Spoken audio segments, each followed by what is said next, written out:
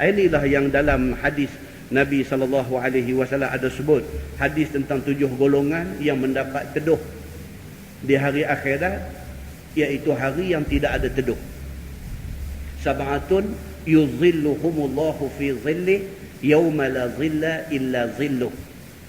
Ada 7 golongan di padang mahsyar yang panas terik esok ni. 7 golongan ni akan dapat payung, akan dapat naungan Allah. Dia dapat payung daripada kena panas padang mahsyar. Siapa dia 7 golongan itu? Imamul adil, imamun adilun, pemerintah yang adil.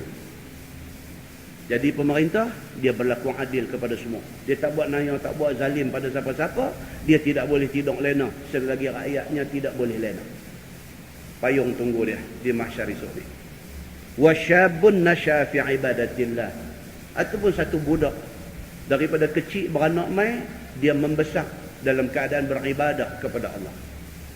Daripada beranak mai dapat mak pak orang bagus-bagus, mak pak hantar pergi tempat bagus-bagus mengaji belajar, dan akhirnya dia membesar dan dia jadi orang bagus sampai mati. Dia mati dalam keadaan yang bagus. Satu payung untuk dia di mahsyar esok ketika tidak ada payung pada hari itu. Yang ketiga, warajulun qalbuhu mu'allaqun bil masjid. Nabi kata yang ketiga ialah satu orang yang hati dia duk ada di masjid. Dia kira masjid tempat dia. Keluar pergi berjalan makan angin mana pun duk tengok jam ya, nak masuk waktu, nak singgah masjid, nak semayang. Dia jenis orang macam tu. Masjid ni rumah dia. Satu payung untuk dia di mahsyar, di ketika orang semua panas, dia ada payung yang menaungi dia daripada panas mahsyar. Yang keempat, dia kata warajulani tahabba fillah ijtama'a alaihi wa tafarraqa alaihi. 2 orang kawan yang berkawan kerana Allah. Kalau depa kawan pun kerana Allah, kalau depa berpisah pun kerana Allah. Kawan macam ni kerana Allah.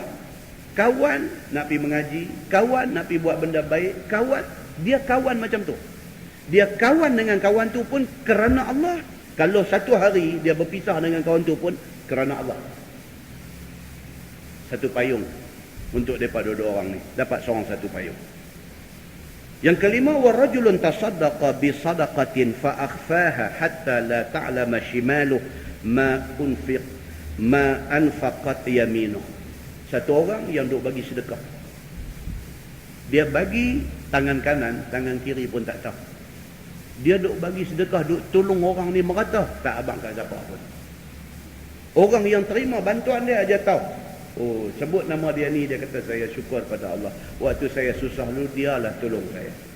Tapi dia tu sendiri hak bagi, tak abang kau orang. Tak abang kau orang. Ikhlas, dia nak abang kata dia buat kerja tu ikhlas kerana Allah. Satu payung untuk dia di mahsyar esok ni. Dan satu golongan lagi yang esok ni, golongan yang keenam, dia kata warajulun da'athu imra'atun zata mansibin wa jamalin faqala inni akhafullah. Ini kes Nabi Yusuf. Satu orang laki-laki yang digoda oleh perempuan, yang perempuan itu segak, cantik, zata mansibin, mempunyai kedudukan pula lagi. Dia kata inni akhafullah, aku takut kepada Allah. Tuan, orang duk cerita, betul tak tahu kata. Di bandar-bandar besar no. Perempuan-perempuan kaya, segak-segak, berkedudukan, duit ringgit banyak ni. Laki sibuk. Laki duk peluang urusan perniagaan luar negeri ni, kadang-kadang sebulan, kadang-kadang 2 bulan, kadang apa. Laki bagi dekat mereka sebulan 30-40 ribu. Hang belanja lah. Hang jangan kacau aku sudah. Aku nak pergi buat kerja apa. Hang jangan duk tanya. Apa pun nak hang mau apa. Hang mau kereta BMW, aku bagi. Hang mau banglo, tepi laut, ada swimming pool, aku bagi. Hang mau apa? Sebulan 50 ribu, aku bagi. Hang jangan tanya aku pergi mana. Itu saja. Hak jenis macam ni. Pergi bela budak-budak muda ni. Budak-budak laki-laki muda. Bela untuk tolong layan dia. Mereka belah pula budak ni. Bagi rumah, bagi kondominium sewa 3,000 sebulan. Bagi kereta sport sebiji semua installment mereka bayar apa semua, hang punya kerja, aku telefon, aku perlu hang punya layanan, hang main. Itu saja. Tuan-tuan, ni hadis yang Nabi ucapkan 1400 tahun dulu berlaku di bandar-bandar besar lah ni. Kalau sekiranya budak-budak muda ni yang mendapat tawaran macam ni daripada perempuan yang segak cantik, zata mansibin, yang mempunyai kedudukan ni, dia kata balik, dia kata, saya minta maaf, inni akhafullah, saya takut Allah. Saya bukan tak teringin dengan tawaran ni, tapi saya takut kepada Allah. Satu payung dekat dia di mahsyar itu. Dia dah buat kerja, gaji dia kerja ni baru 1,500 2,000 aja. Kawan ni nak bagi kat dia 5,000 sebulan. Hang punya kerja, tunggu aku call, hang main, itu saja. Aku bagi 5,000 sebulan, kondominium satu, aku bagi kereta, hang mau kereta apa, aku bagi sebiji. Laki dia bagi 50,000, kalau dia buang kat budak ni 10,000, tak ada apa-apa. Dia ada 40,000 lagi untuk shopping, untuk berbelanja. Apa dia nak heran? 50,000 bagi, belanja habis, dia telefon laki duduk luar negara tu. Dia kata, abang, habis dah. Ni baru 20 hari bulan, duit habis dah. Laki dia kata, okey, aku masuklah ni. Tambah lagi 30. Tuan-tuan, begitu dahsyatnya keadaan yang berlaku pada hari ini. Kalau orang yang mendapat tawaran macam ni, dia kata, inni akhafullah, aku takut Allah, aku tak mau ni semua ni. Satu payung untuk dia di mahsyar nanti. Dan golongan yang ketujuh yang akan dapat payung di mahsyar ni, wa rajulun zakarallaha khalian fafadat ainahu. Satu laki-laki yang dia bangkit tengah malam misalnya. Pukul 3 pagi, pukul 4 pagi bangkit ayat semayang, Allahu akbar, tahajud 2 rakaat. Habis tahajud, duduk atas sejadah tu, kenangkan balik dosa-dosa yang dia buat dulu-dulu. Fafadat ainahu. Nabi kata meleleh air mata jatuh. Satu payung untuk dia di mahsyar itu. Dia bangkit tengah malam, dia kenang balik ni segala dosa dia, segala salah silap dia, derhaka dia pada mak dia, khianat dia kepada isteri dia, kenangkan balik abai dia kepada anak-anak dia. Dia kenangkan balik yang semua ni sebenarnya dosa. Dia fikir yang tu, air mata jatuh. Kata air mata jatuh. Nabi kata cukup untuk dia dapat satu payung di mahsyar esok ni. Maksud dia apa? Keinsafan itu disanjung tinggi oleh agama. Muslimin dan muslimat yang dirahmati Allah sekalian. Jadi Nabi Allah Yusuf alaihi salam, dia ada yang tu. Bila Zulaikha, isteri raja besar Mesir ni, buat macam ni dekat dia, dia kata apa? As-sijnu ahabbu ilayya. Kalaulah sekiranya aku tak turut hang, aku kena penjara, penjara tu aku lagi suka daripada aku turut buat benda tak elok yang hang mau ni. Maka itu pendirian Yusuf, dan Allah Subhanahu wa taala selamat dia daripada buat benda tak elok dengan Zulaikha ini. Firman Allah, summa badalahum min ba'di ma ra'awul ayat.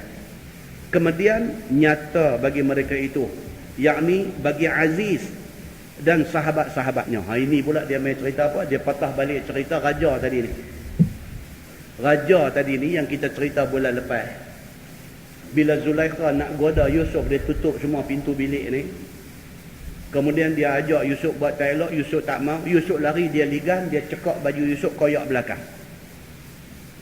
Yusuf lari lagi pergi dekat pintu bilik, buka, raja duk cegah depan pintu. Kita cerita bulan lepas.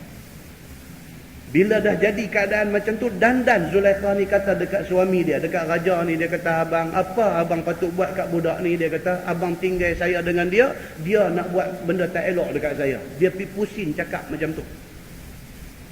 Raja ni bila dengar lagu tu, apa? Yusuf betul ke apa yang bini aku kata? Yusuf pertahan diri dia. Yusuf kata, tuanku, takkan saya satu orang yang tuanku telah bagi jasa macam ni punya besar dekat saya, takkan saya nak khianati tuanku macam ni? Dia kata. Raja kata apa? Baik, mana dia saksi hang? Apa bukti kata hang tak salah? Budak kecil ni tiba-tiba duduk dalam pekan hidung, apa kita baca lah. Duduk dalam kain bedung. Budak ni jawab ke raja. Dia kata apa? Dia kata, tengok siapa baju koyak tang mana. Kalau Nabi Yusuf koyak baju di depan, dia salah. Kalau baju dia koyak di belakang, dia betul. Zulaikha salah. Tengok-tengok sungguh Nabi Yusuf koyak baju belakang. Maka ini ayat sambung dia. Nampak tuan-tuan, dia skip cerita tu, dia main tani pula. Dia kata apa? Summa badalahum min ba'di ma ra'awul ayat. Kemudian nyata bagi mereka itu, yakni bagi Raja Mesir dan juga sahabat-sahabatnya dan menteri-menteri dia. Nampak clear, nampak jelas daripada kemudian lihat mereka itu akan segala alamat tanda kelepasan Yusuf. Bukti-bukti yang melepaskan Nabi Yusuf daripada dituduh melakukan benda tak elok kepada isteri raja ni. Jelas nampak tanda-tanda ni semua. Dan jelas nampak bahawa Yusuf ini ditohmah dengan tohmah jahat. Dia kata. Firman Allah.